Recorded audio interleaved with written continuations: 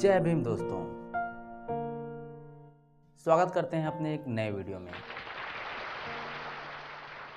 दोस्तों, आज का भारतीय समाज और महिलाओं की सामाजिक स्थिति को आज़ादी के पहले के समय से अगर तुलना करें तो अछूत समाज और महिलाओं का सामाजिक, आर्थिक और शैक्षणिक विकास हुआ है। ऐसा हम कह सकते हैं कि अछूत समाज का सामाजिक और आर्थिक विकास होने के मुख्य कारण पर अगर हम बात करें तो मेरा मानना है कि सर्वप्रथम इस समुदाय का शैक्षणिक विकास हुआ है।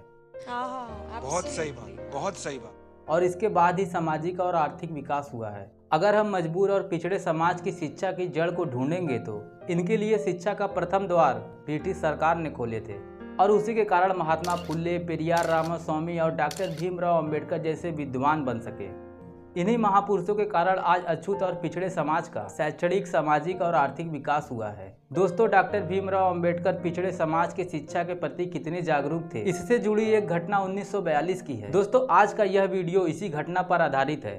अगर आपको वीडियो पसंद आए तो प्लीज वीडियो को ज्यादा से ज्यादा शेयर करें। तो चलिए दोस्तों, बिना देरी किए हुए वीडियो को शुरू करते हैं। दोस्तों, डॉक्टर भीमराव अंबेडकर को वाइसराय के कार्यकारी बोर्ड में श्रम मंत्री के पद पर नियुक्त किया गया था।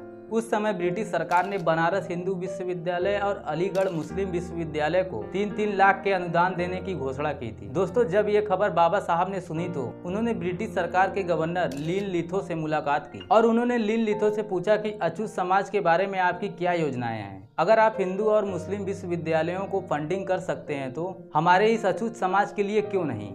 तो दोस्तों, अंबेडकर के इस बात पर ब्रिटिश सरकार के गवर्नर ने कहा कि हमने इस संबंध में गांधी जी से बात की है और हमने यह गवाही दी है कि हम आप सबके समाज के लिए कुछ करेंगे। दोस्तों, लीन लिथो की इस बात पर डॉक्टर भीमराव अंबेडकर ने कहा कि आपने गांधी जी के इस बात पर विश्वास कैसे किया। गांधी जी तो सवर्णों के नेता हैं और यह तो अछूतों और पिछड़े वर्गों का सवाल है। तब इस गंभीर दुविधा में राज्यपाल ने बाबा साहब से इस गंभीर दुविधा को सुलझाने का सुझाव मांगा। तो दोस्तों, बाबा साहब ने तुरंत एक प्रस्ताव रखा कि सरकारी खर्चे पर अछूतों के बच्चे को उच्च शिक्षा के लिए विदेश भेजने की व्यवस्था करें। दोस्तों, डॉक्टर भीमराव अंबेडकर के इस प्रस्ताव को ब्रिटिश सरकार के राज्यपाल ने तुरंत स्वीकार किया और इस योजना को कोलंबो योजना के नाम से संबोधित किया गया।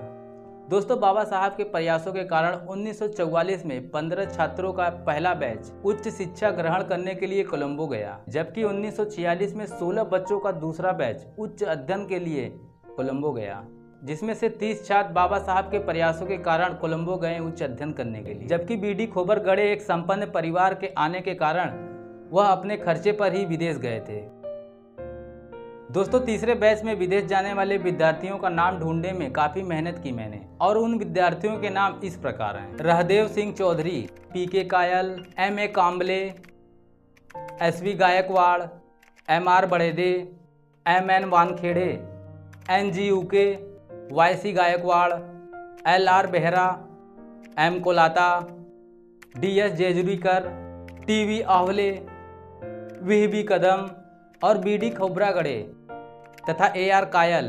दोस्तों, यहाँ मुख्य सवाल यह है कि क्या इन 31 छात्रों ने बाबा साहब के मिशन को आगे बढ़ाने में अपना योगदान दिया भी या नहीं। बाबा साहब के विरासत को आगे बढ़ाने के कार्य में बीडी खोबरागड़े का नाम प्रथम पर आता है। दोस्तों, भाऊराव देव खोबरागड़े, जिन्हें आमतौर पर राजा भाऊ खोबरागड़े के नाम से जाना जाता था। दोस्तों, खोबरागड़े 1945 में मारिस कॉलेज नागपुर के बैच से बीए ऑनर्स थे और बाबा साहब अम्बेडकर की सलाह पर वह 1946 में कानून का अध्ययन करने के लिए लंदन गए। एक भारतीय बैरिस्टर, अम्बेडकरवादी नेता तथा सामाजिक कार्यकर्ता, राजनीतिज्ञ और भारतीय रिपब्लिक पार्टी ऑफ इंडिया के नेता के रूप में उनकी भारत में पहचान बन गई। दोस्तों, वह 1958 से 1984 तक कई बार भारत के संसद में राज्यसभा के सदस्य रहे हैं और वह 1969 से 1972 तक राज्यसभा के उपसभापति भी रहे हैं। और दोस्तों, बाबा साहब का मिशन पूरा करने के लिए अपना योगदान देने वाले दूसरे छात्र का नाम एनजी उके साहब था। दोस्तों, उके साहब पढ़ाई में शुरू से ही तेज थे और वह कक्षा में हमेशा अव्वल आते थे। पढ़ाई में तेज और बुद्धिमान होने के कारण 8वीं कक्षा से ही उन्हें स्कूल में स्टाइपेंड मिलने लगा था। बाबा साहब अम्बेडकर से एनजी उके साहब का पहली मुलाकात नागपुर के डिप्रेस्ड क्लास एसोसिएशन कॉन्फ्रेंस में 1942 में हुई। एनजी उके उस समय नागपुर के साइंस कॉलेज में पढ़ रहे थे और डुअल कास्ट स्टूडेंट फेडरेशन संगठन के ज्वाइंट सेक्रेटरी थे। एनजी उके साहब आरक्षित वर्ग से उच्च शिक्षा के लिए विदेश जाने वाले विद्यार्थियों की सूची में चयन हुआ था। दोस्तों, जब इनका चयन हुआ तो डॉक्टर भीमराव अंबेडकर जी बहुत खुश हुए थे।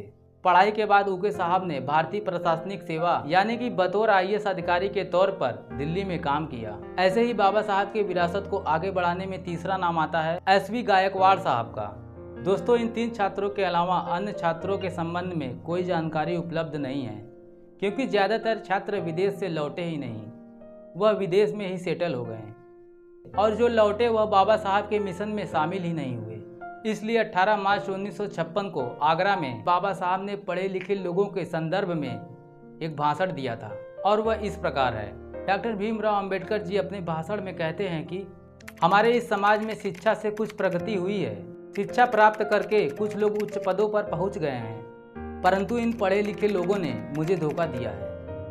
मैं आशा कर रहा था कि उच्च शिक्षा प्राप्त करने के बाद वे इस समाज की सेवा करेंगे, किंतु मैं देख रहा हूं कि बड़े और छोटे क्लर्कों की एक भीड़ इकट्ठी हो गई है, जो अपने पेट भरने में व्यस्त हैं।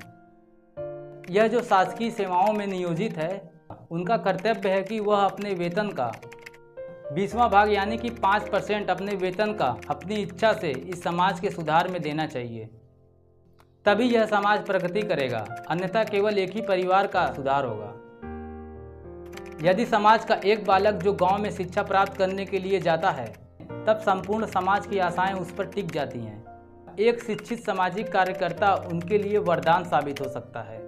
बाबा साहब अंबेडकर छात्र छात्राओं से आगे कहते हैं कि मेरी सभी छात्र छात्राओं से अपील है कि शिक्षा प्राप्त करने के बाद उन्हें क्लर्क की नौकरी करने के बजाय उन्हें अपने गांव के अथवा आसपास के लोगों की सेवा करनी चाहिए, जिससे अज्ञानता से उत्पन्न शोषण और अन्याय को रोका जा सकता है।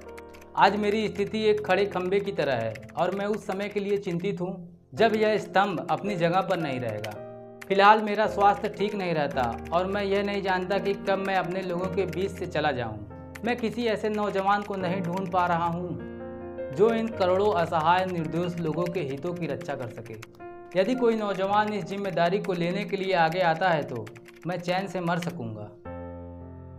दोस्तों, बाबा साहब का यह भाषण सुनकर शायद ही आपको दुख हो सकता है, लेकिन यह सत्य केवल उस समय का नहीं बल्कि आज के युवाओं की भी यही अवस्था है, और यह लोग एक विशिष्ट मानसिकता के होते हैं जिनको इन समाज से कोई मतलब ही नहीं है। बहुत सही बात, बहुत सही बात। दोस्तों, आइए जानते हैं कि आज के भारत के युवा बाबा साहब के मिशन में क्यों नहीं जुड़ पाते हैं। इसके पीछे एक बड़ा कारण है, तो चलिए आइए जानते हैं कि आखिर यह कारण क्या है। दोस्तों, यूँ तो सभी बाबा साहब के आंदोलन में कार्य करना चाहते हैं, लेकिन दोस्तों उनके सामने एक बहुत ही बड़ी समस्या आ जाती है। तो चलिए आइए देखते हैं कि आखिर क्या समस्या है। दोस्तों, आज के युवाओं का बचपन तो खेलने में चला जाता है, किशोरावस्था में विद्यालय की शिक्षा ग्रहण करने में चला जाता है, जवानी कॉलेज में चली जाती है, युवा अवस्था कैरियर बनाने में खत्म हो जाता है, वयस्क अवस्था नौकरी, शादी, पत्नी, बच्चे पैदा करने में चली जाती है। उसके बाद हफ्ते में एक छुट्टी मिलती है, वह छुट्टी भी बच्चों को पढ़ाना और उनके करियर प्लानिंग में चली जाती है। इन सब के बाद अगर सोच आती है तो अब आंदोलन के लिए काम भी कर लिया जाए, लेकिन पोतों पोतियों की देखभाल कौन करेगा। और अंत में बुढ़ापे में बाबा साहब के आंदोलन में लोग काम करना चाहते हैं, लेकिन अब क्या करें, शरीर साथ ही नहीं दे रहा है। लेकिन अगले जन्म में जरूर काम करना चाहूँगा, और कुल मिलाकर अगले जन्म में काम करना चाहूँगा। यही आज के फर्जी अम्बेडकरवादी युवाओं की अवस्था है। दोस्तों, अगर वास्तव में यही सबकी कहानी है तो बाबा साहब अम्बेडकर के आंदोलन को कौन आगे बढ़ाएगा। त्याग और बलिदान क्या होता है, अगर यह जानना है तो अम्बेडकरवादी आंदोलन के वारिस साहब काशीराम जी का जीवन प्रवास पढ़ लीजिए। इसलिए आप जीवन का महत्वपूर्ण समय निकालकर आंदोलन चलाने वाले लोगों का समर्थन करें। अगर आपके पास समय नहीं है तो भी आप चाहें तो सहयोग जरूर कर सकते हैं। दोस्तों, डॉक्टर भीमराव अंबेडकर का मिशन को आगे बढ़ाने के लिए हम सबको एक साथ होना होगा, एकजुट होना होगा, क्योंकि शक्ति में ही ताकत है। तो दोस्तों, उम्मीद करता हूँ कि वीडियो आपको पसंद आई होगी।